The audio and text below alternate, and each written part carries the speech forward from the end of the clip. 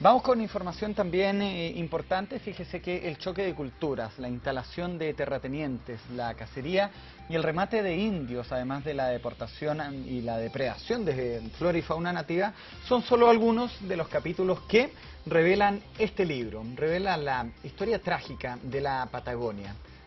Menéndez, rey de la Patagonia, del historiador español José Luis Alonso, revela detalles inéditos sobre la colonización europea en la zona y también el exterminio indígena. Hemos invitado justamente al historiador español José Luis Alonso Marchante, quien nos acompaña a esta hora con nosotros en el canal 24 Horas. José Luis, bienvenido. Buenas noches, Cristian, gracias por la invitación. Hablemos de Menéndez, rey de la Patagonia, que está ya disponible en las librerías chilenas. El que se encuentre con este libro, ¿qué va a encontrar?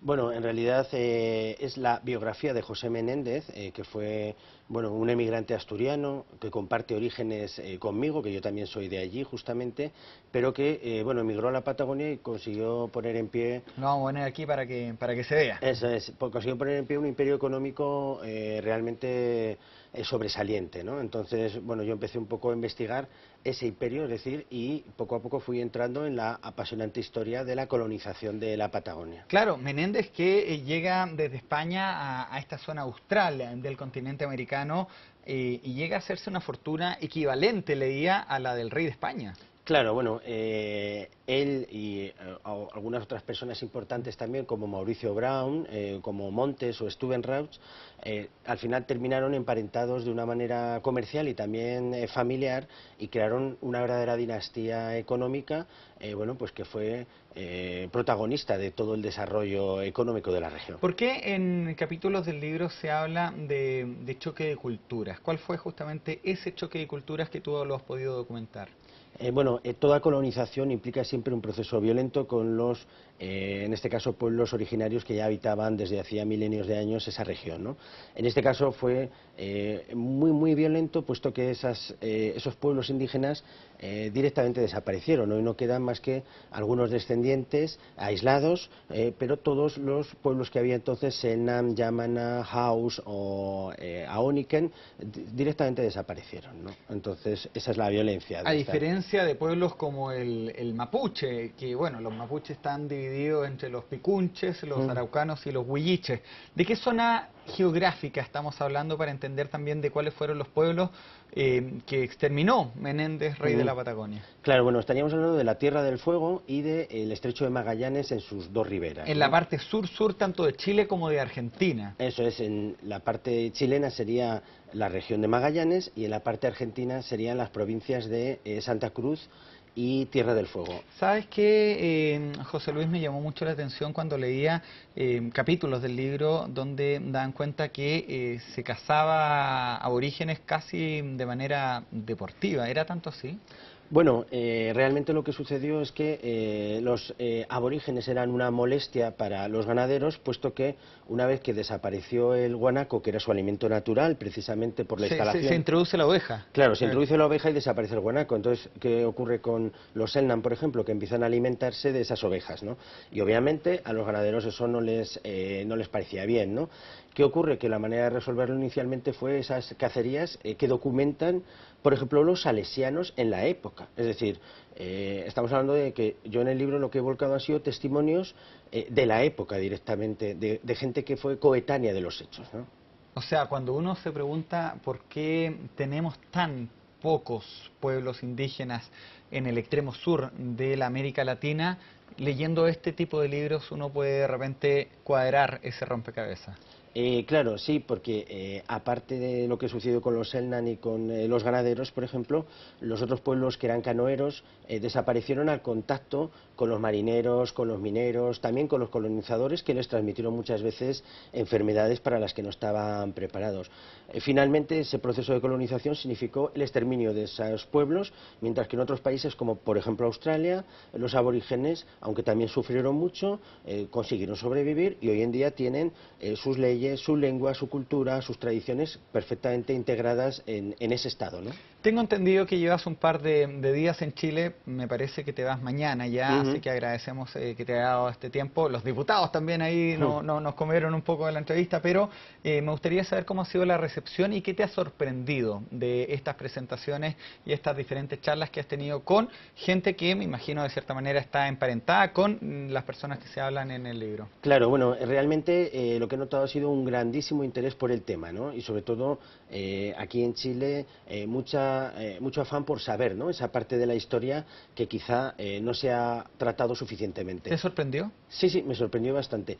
Yo no pretendo dar ninguna lección porque aquí hay fabulosos historiadores chilenos sobre los que también me he basado mucho, ¿verdad? Pero sí que es verdad que yo lo que he hecho ha sido una compilación de fuentes que, por lo que he notado, tanto a los periodistas como al público en general, le interesa mucho. ¿Cómo llegaste a contactarte con Catalonia para que te apoyaran en este que tengo entendido que es tu segundo libro? Eso es, eso es. Mi segundo libro, pero mi primer libro editado en Chile. Bueno, cuando me planteó la posibilidad de publicar en Chile, que es uno de los 3 países junto con Argentina y España donde saldrá el libro, me doy cuenta de que necesito una editorial dinámica, una editorial que sea capaz de, bueno, darle la difusión que yo busco en esta obra en concreto. Y bueno, Catalonia fue una de mis elecciones primera, ¿no? Y realmente en 4 meses o en 5 meses han hecho un excepcional trabajo. ¿Sí? Veo acá dentro de las fotografías el vapor José Menéndez. ¿Llegó a tener un barco?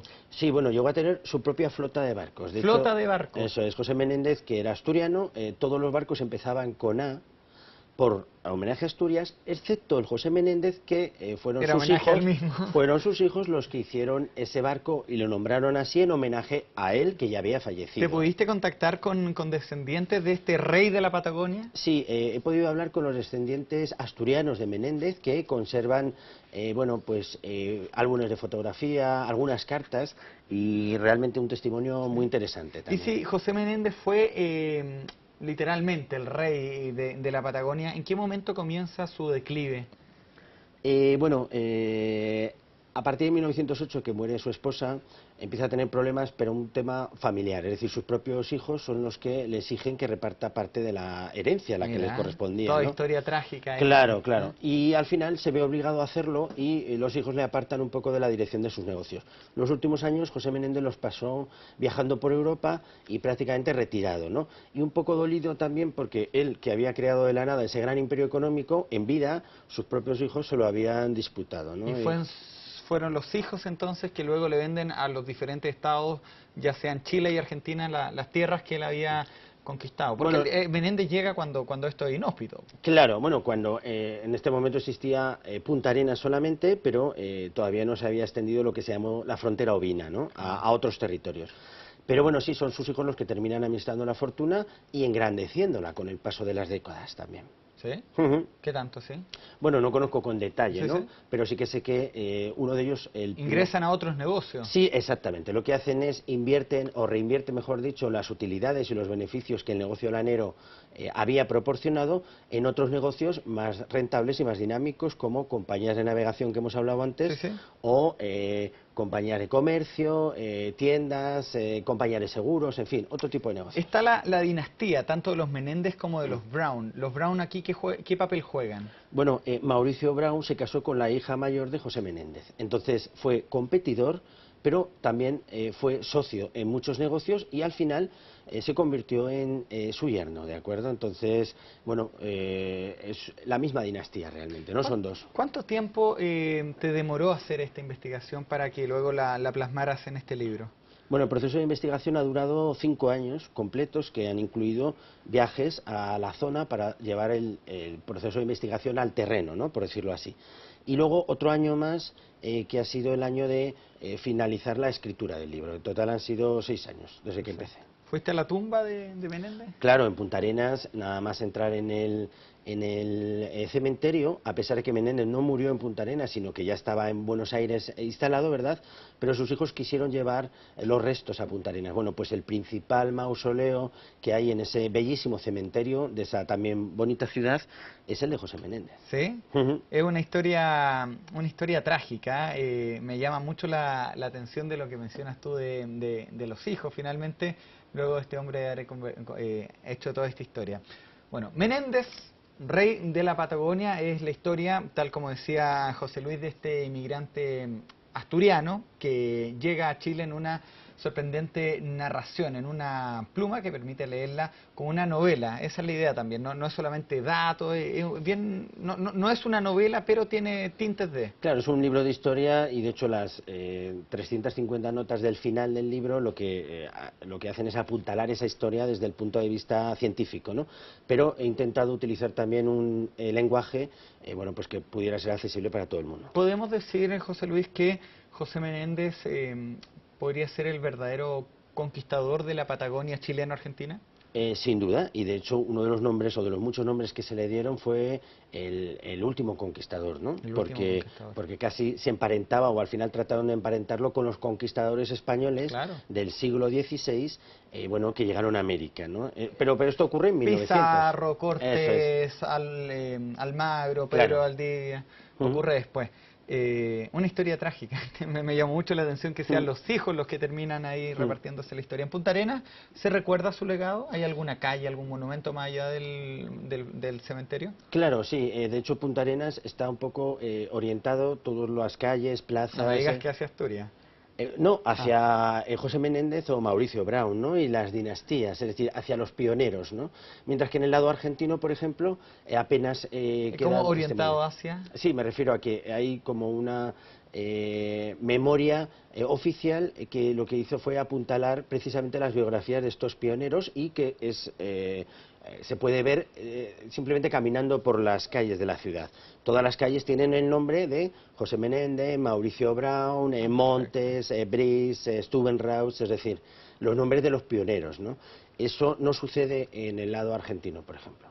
Interesante detalle, voy a tener que darme una vuelta ahí por Punta Arenas y tocar el pie del indio para volver. ¿Ah? Fue a comer en restaurante, o sea, el kiosco Roca, que comen leche con plátano, con unos panes, son buenos para la comida y claro, la verdad es que cuando estuve allí realmente estuve trabajando en el archivo, claro, ¿no? Me imagino. Pero sí que, por ejemplo, recuerdo perfectamente el monumento que hay en la Plaza de Armas y donde está el pie del indio, ¿verdad? Que al final la cultura popular ha convertido en una especie de talismán, ¿no? Tan importante para la población de allí. José Luis, muchas gracias por tu tiempo. Sé que te vea en la zona y también el exterminio indígena. Hemos invitado justamente al historiador español José Luis Alonso Marchante, quien nos acompaña a esta hora con nosotros en el canal 24 Horas. José Luis, bienvenido. Buenas noches, Cristian, que fue un emigrante asturiano que comparte orígenes conmigo, que yo también soy de allí justamente, pero que emigró a la Patagonia y consiguió poner en pie... Lo vamos a poner aquí para que se vea. Eso es, consiguió poner en pie un imperio.